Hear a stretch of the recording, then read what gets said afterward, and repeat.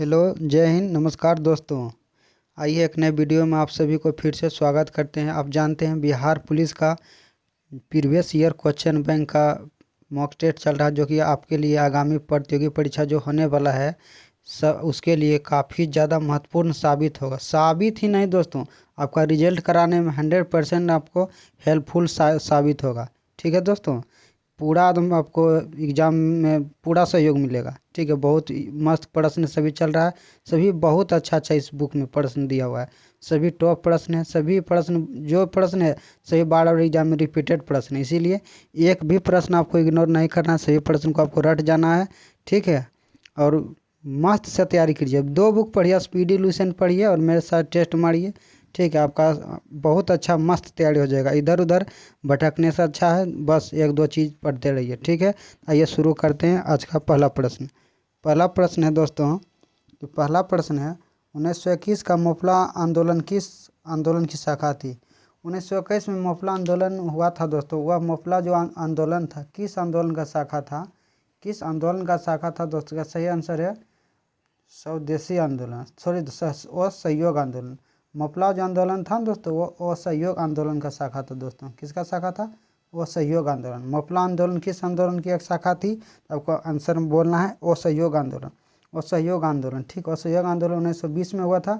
अब मोपला विद्रोह आपको याद रखना दोस्तों, मोपला विद्रोह केरल में हुआ था दोस्तों। कहाँ हुआ था? केरल में हुआ था। मोपला विद्रोह पूछा कहाँ हुआ था? केरल में हुआ था। ठीक है, ये अगला प्रश्न देखते हैं। अगला प्रश्न है जगदीशपुर के जमींदार कौन थे।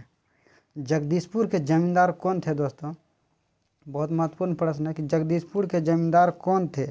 जगदीशपुर के जमींदार कौन थे? इसका सही आंसर है कुंवर सिंह, वीर कुंवर सिंह दोस्तों जगदीशपुर के जमींदार थे। जो 1857 के विद्रोह हुआ था दोस्तों, 1857 के विद्रोह हुआ, उसमें वीर कुंवर सिंह जगदीशपुर का नेतृत्व किया था। 1857 का विद्रोह आपको याद होगा दोस्तों।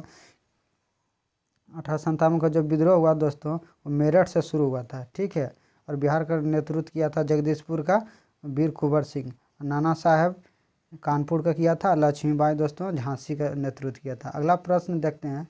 अगला प्रश्न है भगत सिंह राजगुरु तथा सुखदेव को फांसी किस मार्च को दी गई। भगत सिंह राजगुरु सुखदेव को फांसी किस मार्च को दिया गया? किस मार्च को दिया गया दोस्तों? भगत सिंह सुखदेव राजगुरु को फांसी कब दिया गया दोस्तों? का सही आंसर 1931 में फांसी दिया गया। मार्च 1931 में। कब दिया गया? मार्च 1931 में फांसी दिया गया। नेक्स्ट प्रश्न देखते हैं। लंदन में जनरल डायल को किसने गोली मारी थी। जनरल डायल को दोस्तों लंदन में किसने गोली मारा था? जनरल डायल को लंदन में किसने गोली मारा था दोस्तों? का सही आंसर है उधम सिंह। सही आंसर क्या दोस्तों? उधम सिंह करेक्ट आंसर है। उधम सिंह ने लंदन में एक सभा के दौरान एकदम जनरल डायर पर गोलियां बरसाया था दोस्तों। सी नंबर करेक्ट आंसर है।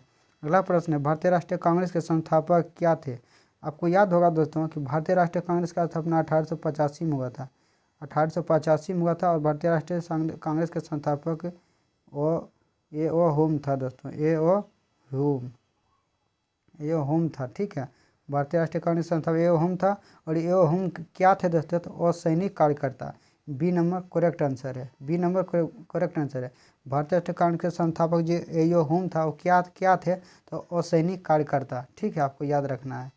अगला प्रश्न है स्वराज पार्टी का गठन किसके असफलता के बाद हुआ। स्वराज पार्टी का गठन किसकी असफलता के बाद किया गया। स्वराज पार्टी का जब गठन हुआ दोस्तों किसकी असफलता के बाद स्वराज पार्टी का गठन किया गया। इसका सही आंसर है असहयोग आंदोलन। असहयोग आंदोलन को सफलता के बाद स्वराज पार्टी का गठन किया गया था। कब? तो 1923 ईस्वी में। आपको याद रखना स्वराज पार्टी गठन हुआ था 1923 ईस्वी में। अगला प्रश्न है INA की स्थापना। INA के स्थापना, ठीक है, INA की स्थापना INA का स्थापना कहाँ हुआ था। INA का स्थापना कहाँ हुआ था? यानी कि दोस्तों आज़ाद हिंद फौज। INA का मतलब है दोस्तों आज़ाद हिंद फौज। आज़ाद हिंद फौज का स्थापना कहाँ हुआ था? इसका सही आंसर है दोस्तों सिंगापुर। आज़ाद हिंद फौज का स्थापना कहाँ हुआ था? सिंगापुर में आज़ाद हिंद फौज का स्थापना हुआ था दोस्तों। 1942 ईस्वी में आज़ाद हिंद फौज का स्थापना हुआ था। ठीक है, आपको याद रखना है। आपको याद रखना है। अगला प्रश्न है अखिल भारतीय खिलाफत सम्मेलन जो कि सन 1919 में हुआ उसका अध्यक्षता किसने किया था। अखिल भारतीय खिलाफत सम्मेलन 1919 में उसका अध्यक्षता किसने किया था? इसका सही आंसर है महात्मा गांधी। खिलाफत आंदोलन का अध्यक्षता किसने किया था 1919 में? तो महात्मा गांधी ने। महात्मा गांधी इस सम्मेलन का अध्यक्षता किया था। ठीक है, आपको याद रखना। अगला प्रश्न है 1908 में बाल गंगाधर तिलक को कितने वर्ष को जेल हुआ? वर्ष 1908 में दोस्तों बाल गंगाधर तिलक को कितने वर्ष का जेल हुआ था? बाल गंगाधर तिलक को कितने वर्षों का जेल हुआ था? ठीक है, आपको याद रखना है। इसका सही आंसर है दोस्तों 6 वर्ष। सही आंसर है बी नंबर, करेक्ट आंसर है। बाल गंगाधर तिलक को 1908 में 6 वर्ष का जेल हुआ था। ठीक है, अगला प्रश्न देखते हैं। अगला प्रश्न है 1857 के विद्रोह का बिहार में 15 जुलाई 1857 से 20 जनवरी 1858 तक केंद्र कहाँ था? तो आपको याद है दोस्तों जगदीशपुर। कहाँ था? जगदीशपुर इसका केंद्र था। बिहार में 1857 विद्रोह का केंद्र कहाँ था दोस्तों? तो जगदीशपुर। जगदीशपुर 1857 में केंद्र कहाँ था? बिहार में जगदीशपुर केंद्र था। ठीक है, इनको याद रखना। वीडियो अच्छा लगता है दोस्तों ज़्यादा से ज़्यादा लोगों को शेयर कीजिए और चैनल को सब्सक्राइब कीजिए। अगला प्रश्न देखते हैं। नालंदा विश्वविद्यालय की स्थापना किसके शासनकाल में की गई? नालंदा जो विश्वविद्यालय है दोस्तों, जो कि नालंदा जिला में पड़ता है, किसके शासनकाल में किया गया नालंदा विश्वविद्यालय का स्थापना? इसका सही आंसर है गुप्त वंश। गुप्त वंश के शासनकाल में किया गया। नालंदा विश्वविद्यालय का स्थापना किस शासनकाल में हुआ? तो गुप्त वंश के शासनकाल में नालंदा विश्वविद्यालय का स्थापना किया गया था। बार बार एग्जाम में क्वेश्चन पूछा जाता है, आपको याद रखना है।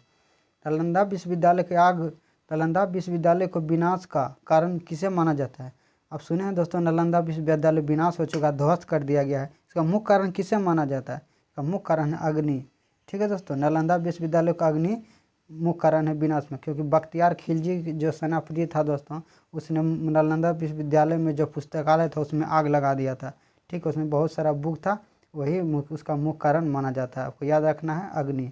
अगला प्रश्न है विक्रमशिला विश्वविद्यालय को 1203 ईस्वी में किसने दुर्ग समझकर नष्ट कर दिया? विक्रमशिला विश्वविद्यालय को 1203 ईस्वी में किसने दुर्ग समझकर नष्ट कर दिया था दोस्तों? यह सही आंसर है दोस्तों बख्तियार खिलजी। बख्तियार खिलजी ने। नालंदा विश्वविद्यालय को भी बख्तियार खिलजी ने ध्वस्त किया था दोस्तों, और विक्रमशिला विश्वविद्यालय को भी 1203 में बख्तियार खिलजी ने नष्ट कर दिया। सोचिए दोस्तों कितना उस समय कोटा किया गया अंग्रेज मुस्लिम जो शासक था दोस्तों। ठीक है, ये अगला प्रश्न देखते हैं। अगला प्रश्न है विक्रमशिला विश्वविद्यालय के किस भिक्षु ने लगभग 200 ग्रंथों की रचना की? विक्रमशिला विश्वविद्यालय के किस भिक्षु ने लगभग 200 ग्रंथों की रचना किया? विक्रमशिला विश्वविद्यालय किस भिक्षु ने लगभग 200 ग्रंथों की रचना किया था? इसका सही आंसर है दीपांकर। दीपांकर। बहुत महत्वपूर्ण प्रश्न है दोस्तों कि विक्रमशिला विश्वविद्यालय के किस भिक्षु ने लगभग 200 ग्रंथों की रचना किया? इसका सही आंसर है दोस्तों दीपांकर। दीपांकर। दीपांकर। अगला प्रश्न है पुरुष में किस जीन का संगठक होता है? पुरुष में दोस्तों कौन कौन सा गुणसूत्र पाया जाता है? इसका आंसर है XY। महिला में XX होता है दोस्तों, और पुरुष में होता है XY। अगला प्रश्न देखते हैं कौन सा रक्त वर्ग सर्वदाता है? कौन सा रक्त वर्ग सर्वदाता है? सही आंसर है O जो दोस्तों सर्वदाता होता है। ठीक है, ये भी सर्वग्राही। अगला प्रश्न देखते हैं प्रकाश संश्लेषण की क्रिया कब होती है? प्रकाश संश्लेषण की क्रिया कब होती है? सही आंसर है दोस्तों दिन में। B number correct answer. प्रकाश संश्लेषण क्रिया दिन में होता है। पौधा कार्बन डाइऑक्साइड लेता है और ऑक्सीजन छोड़ता है। ठीक है, अगला प्रश्न है भारत के किस राज्य में चांदी नहीं पाई जाती है? भारत के किस राज्य में चांदी नहीं पाई जाती है? सही आंसर है दोस्तों आंध्र प्रदेश। आंध्र प्रदेश। दिया हुआ प्रश्न क्वेश्चन में दोस्तों आंध्र प्रदेश में चांदी नहीं पाया जाता है। बाकी जितना ऑप्शन है राजस्थान, कर्नाटक, उत्तर प्रदेश, सभी में चांदी पाया जाता है। अगला प्रश्न है कितना जूल कार्य करने में 1 कैलोरी ऊर्जा उत्पन्न होती है? कितना जूल कार्य करने में 1 कैलोरी ऊर्जा उत्पन्न होती है? इसका सही आंसर है दोस्तों 4.2 कैलोरी। 1 जूल बराबर 4.2 कैलोरी भी आप बोल सकते हैं। अगला प्रश्न है पहला आधुनिक ग्रह किस ग्रह को कहा जाता है? पहला आधुनिक ग्रह किस ग्रह को कहा जाता है? बहुत ज़्यादा महत्वपूर्ण प्रश्न है कि पहला आधुनिक ग्रह किस ग्रह को कहा जाता है? इसका सही आंसर है दोस्तों शुक्र ग्रह। शुक्र ग्रह। पहला आधुनिक ग्रह किस ग्रह को कहा जाता है? सही आंसर है शुक्र ग्रह। पहला आधुनिक ग्रह किस ग्रह को कहा जाता है? इसका सही आंसर है शुक्र ग्रह को पहला आधुनिक ग्रह कहा जाता है। अलग प्रश्न है दूध से क्रीम को अलग करने पर दूध का घनत्व क्या होगा? दूध से जब हम क्रीम निकाल लेते हैं दोस्तों तो दूध के घनत्व पर क्या प्रभाव पड़ेगा? इसका सही आंसर है दोस्तों घनत्व बढ़ जाता है। जब किसी भी दूध से दोस्तों मथ कर मक्खन निकाल लिया जाता है तो दूध का घनत्व बढ़ जाता है। ठीक है, आपको याद रखना है। अगला प्रश्न है, किसने सबसे पहले यह सिद्ध किया कि पृथ्वी सहित अन्य ग्रह सूर्य के चारों ओर चक्कर लगाते हैं? किसने सबसे पहले यह सिद्ध किया कि पृथ्वी सहित अन्य ग्रह सूर्य के चारों ओर चक्कर लगाते हैं? इसका सही आंसर है कोपरनिकस।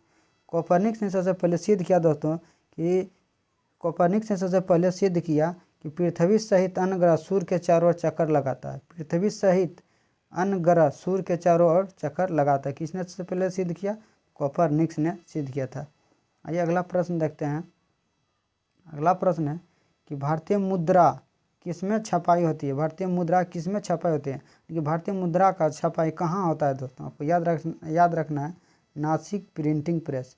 नासिक प्रिंटिंग प्रेस में भारतीय मुद्रा का छपाई होता है, आपको याद रखना है।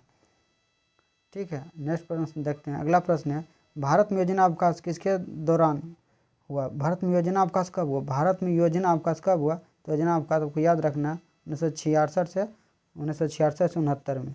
बहुत बार एग्जाम में पूछा जा चुका क्वेश्चन कि भारत में योजना अवकाश कब हुआ, तो आपको याद रखना 1966 से 69। पूरा नज़र टिका के देख लीजिए दोस्तों, यही एग्जाम में आपको देखने के लिए मिलेगा। भारत में योजना अवकाश किसके दौरान हुआ? 66 से 69 के दौरान योजना अवकाश भारत में हुआ था। अगला प्रश्न है, जल के जमने से इसका आयतन पर क्या प्रभाव पड़ेगा? जब जल जम जाता है दोस्तों तो इसके आयतन पर क्या प्रभाव पड़ता है? आयतन बढ़ जाता है। ठीक है, जल के जमने पर आयतन क्या होता है? बढ़ जाता है। ये नंबर करेक्ट आंसर है। अगला प्रश्न है, तारे का रंग किससे निर्धारित होता है? तारे का रंग किससे निर्धारित होता है? सही आंसर है दोस्तों ताप से। तारे का रंग किससे निर्धारित होता है? सही आंसर है ताप से। तारे का रंग किससे निर्धारित होता है? तो ताप से निर्धारित होता है। ये सी नंबर करेक्ट आंसर है। पृथ्वी से पलायन वेग का मान कितना किलोमीटर प्रति सेकंड होता है? कोई भी वस्तु दोस्तों पृथ्वी से बाहर ब्रह्मांड में चल जाएगा, उसका पलायन वेग यानी कि पृथ्वी से फेंकने का बल कितना होता है? कितना किलोमीटर प्रति घंटा? तो सही आंसर है दोस्तों बी नंबर। 11.2। कोई भी दोस्तों 11.2 किलोमीटर की रफ्तार से कोई वस्तु अगर जो पृथ्वी से हम फेंकेंगे बाहर तो पृथ्वी पर कभी लौट कर नहीं आएगा। इसीलिए पृथ्वी का पलायन वेग का मान है 11.2 किलोमीटर प्रति सेकंड। आपको याद रखना है। ठीक है, बहुत महत्वपूर्ण प्रश्न है। योजना आयोग कैसा निकाय है? योजना आयोग कैसा निकाय है दोस्तों? इसका सही आंसर है परामर्शदाता। परामर्शदाता। योजना एक संवैधानिक निकाय नहीं है दोस्तों, इसे जो है एक सांसद द्वारा प्रस्ताव पारित करके बनाया गया था, इसीलिए सी नंबर करेक्ट आंसर है। ठीक है, नेक्स्ट प्रश्न है, ग्रांड कैनियन क्या है? ग्रांड कैनियन क्या है? यह सही आंसर है एक खड्डा। ग्रांड कैनियन क्या दोस्तों? एक खड्डा का नाम है ग्रांड कैनियन। ठीक है, अगला प्रश्न देखते हैं। झारखंड में पागलखाना कहाँ पर स्थित है? सही आंसर है रांची। आप सभी जानते हैं दोस्तों रांची। ठीक है, अगला प्रश्न देखते हैं। झारखंड में इस्पात प्लांट का केंद्र कहाँ पर स्थित है? झारखंड में इस्पात प्लांट का केंद्र कहाँ पर स्थित है? सही नंबर है, सही आंसर है इसका जगह बी नंबर, रांची में। ठीक है, झारखंड में इस्पात प्लांट का केंद्र कहाँ स्थित है? करेक्ट नंबर है रांची। ठीक है, अगला प्रश्न देखते हैं। विश्व में किस देश ने स्वयं को हिंदू राष्ट्र घोषित किया है? विश्व में कौन सा देश है जो दोस्तों जो कि स्वयं को हिंदू राष्ट्र घोषित किया है? सही है नेपाल। विश्व में एकमात्र हिंदू राष्ट्र नेपाल घोषित हुआ है दोस्तों। ठीक है, आइए अगला प्रश्न देखते हैं। अगला प्रश्न है, निम्नलिखित देशों में कौन सा देश सार्क का सदस्य नहीं है? सार्क का सदस्य नहीं है, इसका सही आंसर है चीन। चीन सार्क का सदस्य नहीं है। ठीक है, आपको याद रखना है। भारत है, म्यांमार, भूटान, ये थी मालदीव, ये सब सार्क का सदस्य है, लेकिन चीन सार्क का सदस्य नहीं है। आपको याद रखना है। सार्क का मुख्यालय पूछेगा, सार्क का मुख्यालय काठमांडू नेपाल में जो पड़ता है। अगला प्रश्न है, पोखरण परीक्षण 1998 में कब हुआ? किस तारीख को पोखरण परीक्षण किया गया था? सही आंसर है 11 मई को। 11 मई 1998 में पोखरण में परमाणु परीक्षण किया गया था, प्रथम परीक्षण। ठीक है, आपको याद रखना, उस समय प्रधानमंत्री अटल बिहारी वाजपेयी था। ठीक है, आपको याद रखना है। वो भी क्वेश्चन पूछा जाता है, जब प्रथम परमाणु परीक्षण किया गया तो उस समय भारत का प्रधानमंत्री कौन था? अटल बिहारी वाजपेयी। आपको याद रखना है। अगला प्रश्न है, निम्नलिखित में कौन नरमपंथी में नहीं थे? यानी कि कौन सा नरमपंथी दल के नेता नहीं थे? इसका सही आंसर है डी नंबर, बाल गंगाधर तिलक गरम दल के नेता था। ठीक है दोस्तों, आपको याद रखना है। बाल गंगाधर तिलक गरम दल के नेता था और सभी नरम दल के थे। गोपाल कृष्ण गोखले, WC बनर्जी, RC दास सभी नरम दल के थे। बाल गंगाधर तिलक गरम दल के नेता थे। सभी क्वेश्चन आपको बारी बारी से देखना है दोस्तों। वीडियो अच्छा लगता है तो ज़्यादा लोग को शेयर कीजिए, चैनल को सब्सक्राइब कीजिए। मिलते हैं अगले वीडियो में, तब तक ले जाइए।